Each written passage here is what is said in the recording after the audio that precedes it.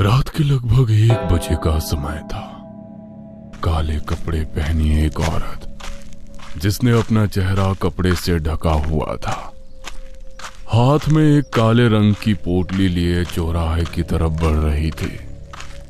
चौराहे पर पहुंचकर वो रुक गई और उसने उसी पोटली से कुछ सामग्री निकाली। एक नींबू जिस पर अनगिनत पीन्स चुभाई गई थी, और साथ में एक लाल साड़ी, और उसके ऊपर सुहागन का श्रृंगार रखकर उसने वहां पर एक दिया जलाया और उस पोटली को वहीं छोड़कर वो उल्टे रास्ते वहां से बड़ी ही तेजी से निकल गई। अच्छा हुआ मेरी बला टली।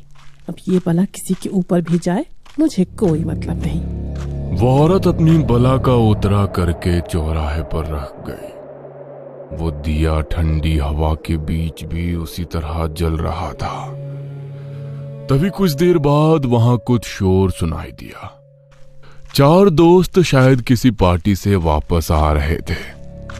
रोड पर स्ट्रीट लाइट की रोशनी पड़ रही थी, मगर बार बार वो लाइट फ्लिकर कर रही थी, जिस वजह से उन्हें रास्ते पर ठीक से कुछ दिखाई नहीं दे रहा था। और तभी चलते चलते उनमें से एक लड़की प्रियांशी का पैर चौराहे पे रखे उस सामान पर पड़ गया, और उसी समय स्ट्रीट लाइट ने भी फ्लिकर करना बंद कर दिया। उसकी दोस्त आयुषी का ध्यान उस सामान पर पड़ा। ओ माय गॉड, ये क्या किया तूने?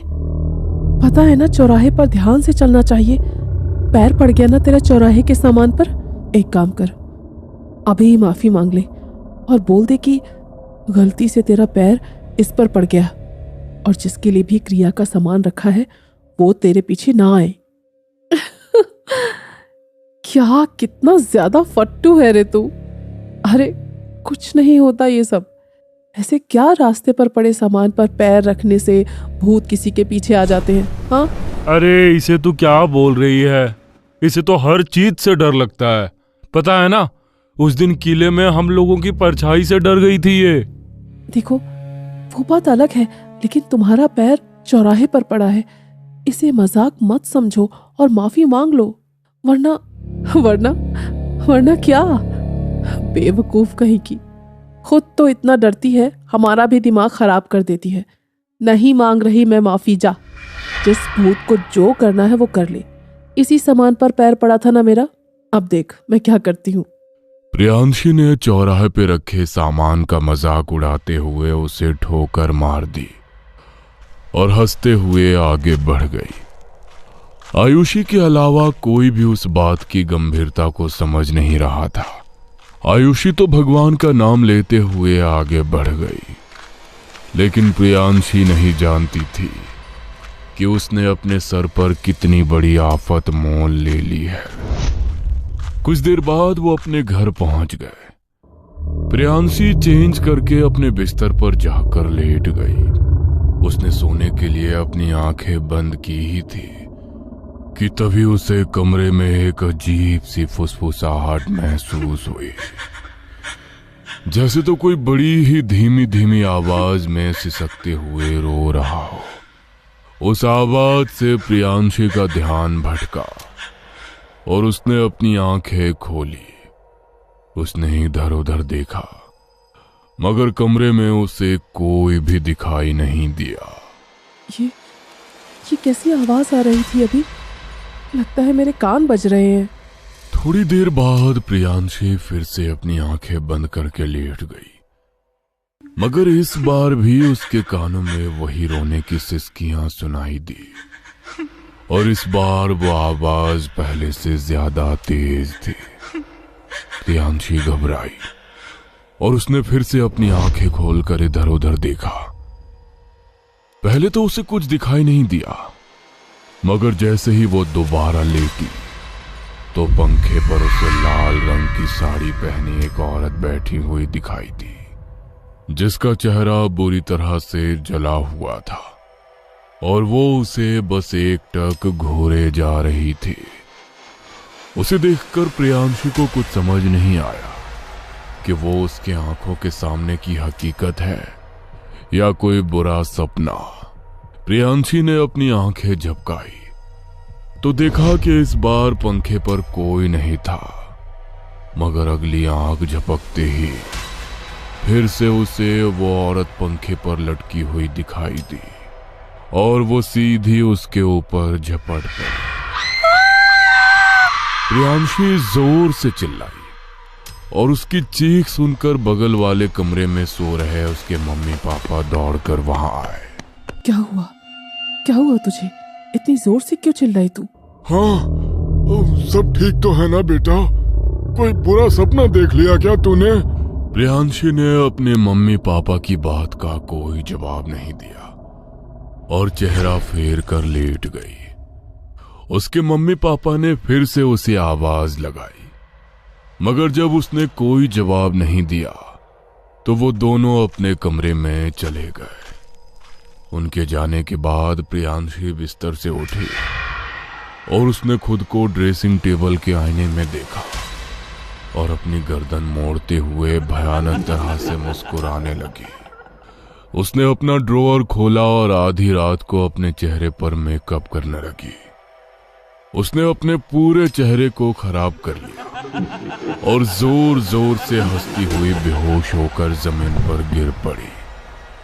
सुबह जब नाश्ते के टाइम पर वो बाहर नहीं आई तो उसकी मम्मी ने उसके कमरे का दरवाजा खटखटाया, मगर उसने दरवाजा नहीं खोला। उसकी माँ जब दरवाजा खोलकर अंदर आई तो वो उसी हालत में नीचे जमीन पर पड़ी थी। उसे देखकर उसकी माँ बुरी तरह डर गई। ये क्या हो गया प्रियांशी को? सुनिए जी, अंदर आइए। प्रियांशी के पापा जल्दी से अंदर दौड़कर आए और उसे देखकर वो भी घबरा गए। उन्होंने उसके चेहरे पर पानी छिड़का। प्रियांशी को हल्का होश आया तो उन्होंने उसे सहारा देकर बिस्तर पर बैठाया।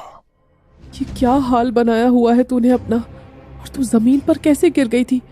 कल जब तू घर आई उसके बाद से न जाने कैसी कैसी अजीब हरकतें कर रही है। कल कुछ हुआ था क्या तेरे साथ जो तू हमें बता नहीं रही?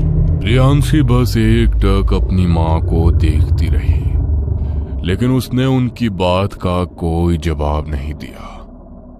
उसकी माँ ने उसका चेहरा साफ किया और उसके लिए खाना लेकर आई तो खाना देखते ही प्रियांशी खाने पर ऐसे झपट पड़ी जैसे ना जाने कितने दिनों से उसे खाना खाने को ना मिला हो। आधा खाना तो उसने जमीन पर बिखरा दिया। अरे ये किस तरीके से खाना खा रही है तू? कैसी कैसी हरकतें कर रही है? प्रियांशी ने अपनी माँ को घूर कर देखा और अचानक बिस्तर से नीचे कूद पड़ी। उसने जमीन पर रेंग रहे कॉकरोच को हाथ में उठाया और उसे चॉकलेट की तरह खा गई। उसकी इस हरकत को देखकर उसके मम्मी पापा का दिल दहल उठा। उसके पापा ने झटपट उसे उठाया और बिस्तर पर बैठाया और तभी वो बेहोश हो गई। मुझे इसकी हालत ठीक नहीं लग रही अनीता। शायद हमें इसे डॉक्टर के पास लेकर जाना चाहिए। मुझे तो लगता है हमारी बेटी को डॉक्टर की नहीं बल्कि किसी तांत्रिक की जरूरत है। इसकी हालत नहीं देख रहे क्या आप?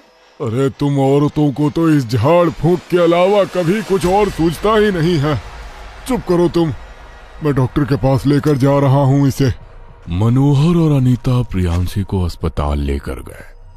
उन्होंने डॉक्टर को जो बताया उससे डॉक्टर को लगा कि शायद प्रियांशी के दिमाग पर किसी बात का गहरा असर पड़ गया है। उन्होंने उसे एडमिट किया। जिस वार्ड में वो एडमिट थी उस रूम में एक और पेशेंट थी जिसकी हालत बहुत ज्यादा खराब थी। डॉक्टर ने उसे बचाने की पूरी कोशिश की, लेकिन उस लड़की ने अपना दम तोड़ दिया। I am so sorry mister Anish, हमने पूरी कोशिश की आपकी बेटी को बचाने की, मगर अस्पताल के रूम में मातम छा गया।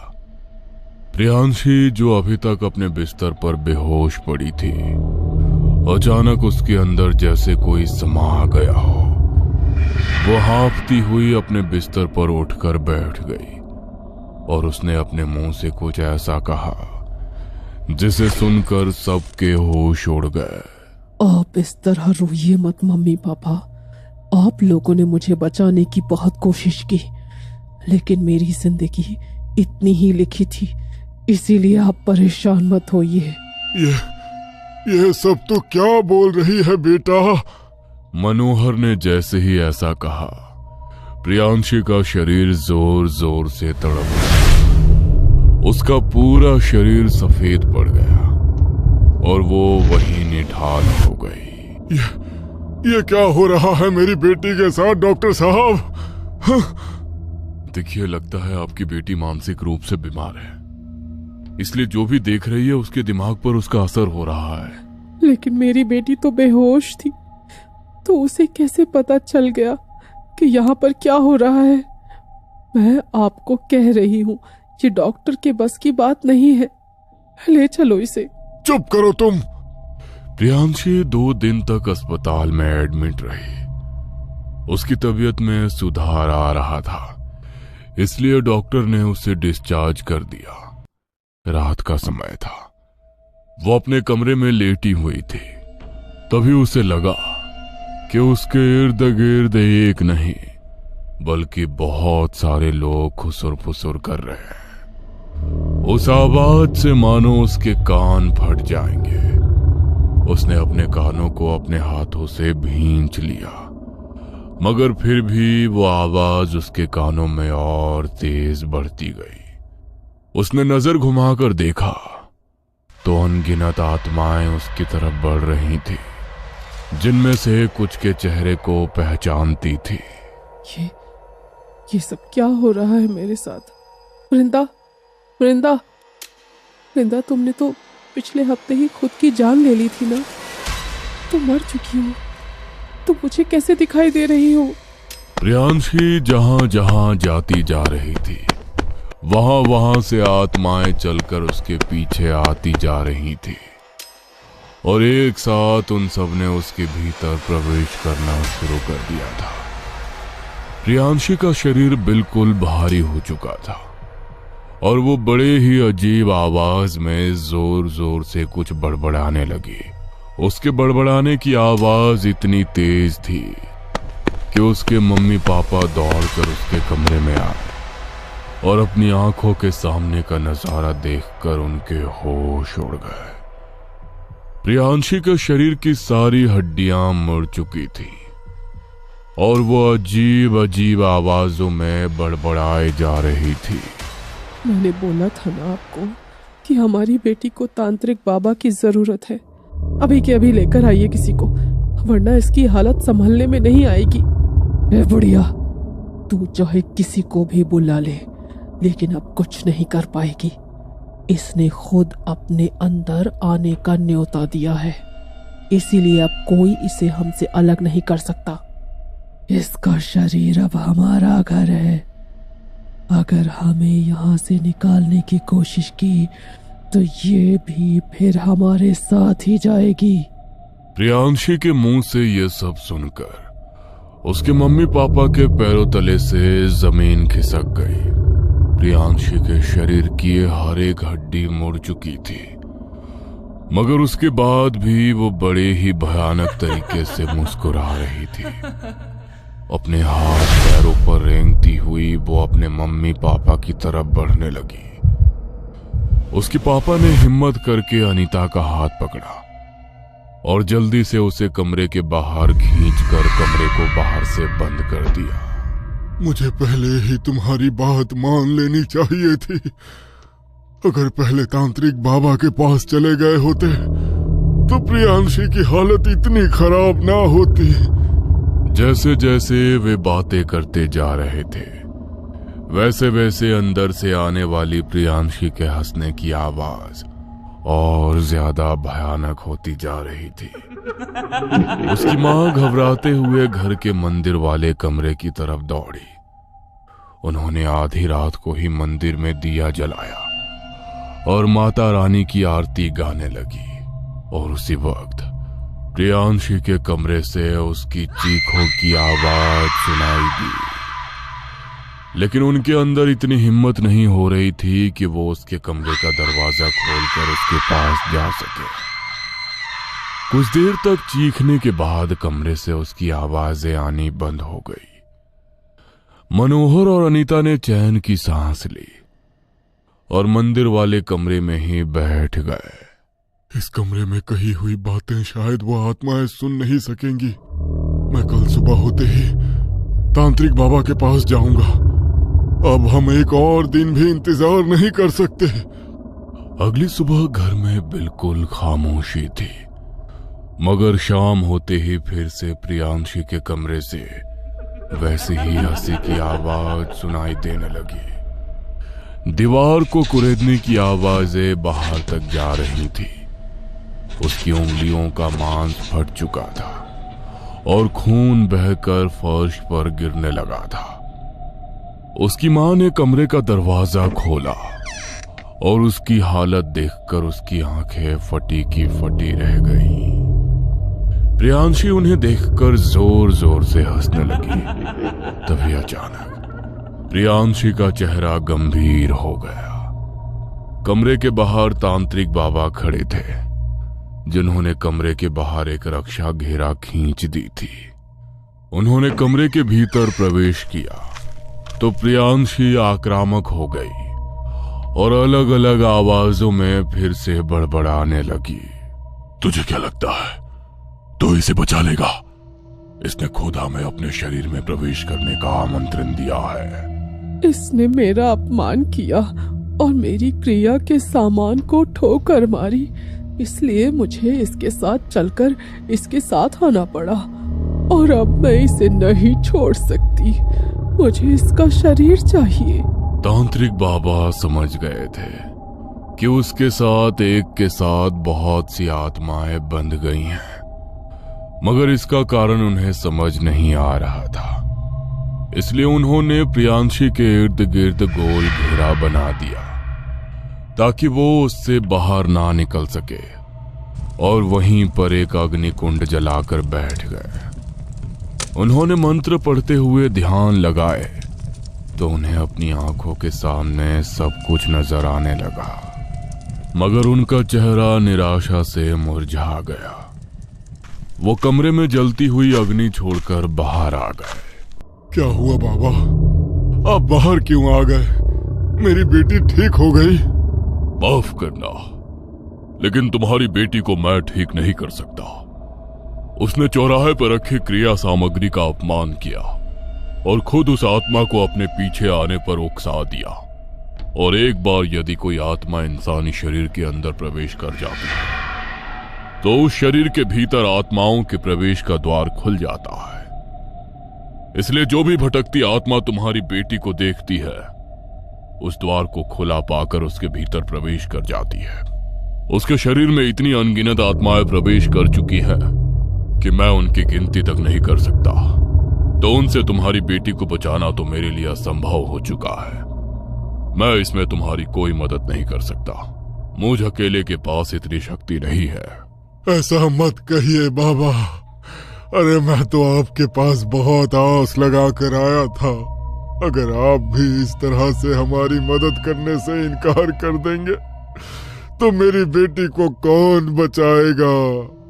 महायज्ञ करना होगा, जिसमें 51 अघोरी एक साथ बैठकर यज्ञ करेंगे, क्योंकि इतनी आत्माओं को केवल वो अघोरी ही संभाल सकते हैं। तब तक ये रक्षा की रेखा तुम्हारी बेटी की रक्षा करेगी। तांत्रिक बाबा वहां से चले गए और रात को ही मनोहर भी घर से निकल गया, क्योंकि अघोरी बाबा रात के समय ही शमशान में अपनी तपस्या करते हैं। और वो रात को शमशान के पास गया जहां अघोरी बाबा अपनी तपस्या कर रहे थे। वो आकर सीधा उनके पैरों में गिर गया और उन्हें सब कुछ सुनाया। चिंता मत करो, हम महायज्ञ करेंगे। कल प्रातः काल ही 51 अघोरी तुम्हारे घर में उपस्थित होंगे और उन आत्माओं से तुम्हारी बेटी की मुक्ति जरूर कराएंगे। ब्रह्म मुहूर्त में अघोरी बाबा अपने साथ बाकी अघोरियों को लेकर उनके घर पहुंचे और घर के बीचों बीच उन्होंने अपना आसन जमाया और यज्ञ करना शुरू किया। यज्ञ में जैसे जैसे मंत्रों की आवाज प्रियांशी के कानों में पड़ती जा रही थी, हर एक आत्माओं की आवाज में उसकी चीख सबको सुनाई दे रही थी।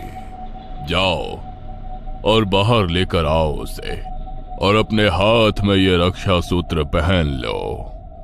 अघोरी बाबा ने मनोहर और अनीता को रक्षा सूत्र दिया।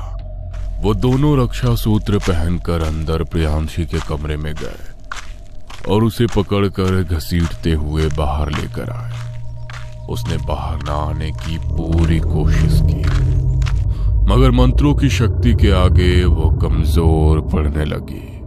51 अघोरियों के महायज्ञ में पहुंचने वाले हर एक मंत्र से मानो उसके शरीर से एक एक आत्मा निकलती जा रही थी। पूरे 5 घंटे तक यज्ञ चलने के बाद प्रियांशी बिल्कुल कमजोर पड़ गई और शरीर से निकलने वाली आखिरी आत्मा के साथ वहीं पर निठाल होकर गिर पड़ी। अघोरी बाबा ने उसकी आत्मा का शुद्धिकरण किया और उसके शरीर में आत्माओं के प्रवेश करने का जो द्वार खुल चुका था उसे भी तंत्र के जरिए बंद कर दिया गया। उसके हाथ पर और गले में उन्होंने रक्षा सूत्रों को बांध दिया। समय रहते मनोहर को अपनी बेटी की जान बचाने का रास्ता मिल गया, इसलिए उसकी जान बच गई, वरना कुछ दिनों के भीतर ही वो अपनी जान से हाथ धो बैठती। इसलिए कहा जाता है कि चौराहे पर रखी क्रिया सामग्री से हमें सावधान रहना चाहिए, क्योंकि हम नहीं जानते कि वो क्रिया सामग्री कितने खतरनाक आत्मा के साथ जुड़ी है और वो आपके भीतर कितनी आत्माओं को निमंत्रण दे सकती है और आपका शरीर अनगिनत आत्माओं का घर बन सकता है।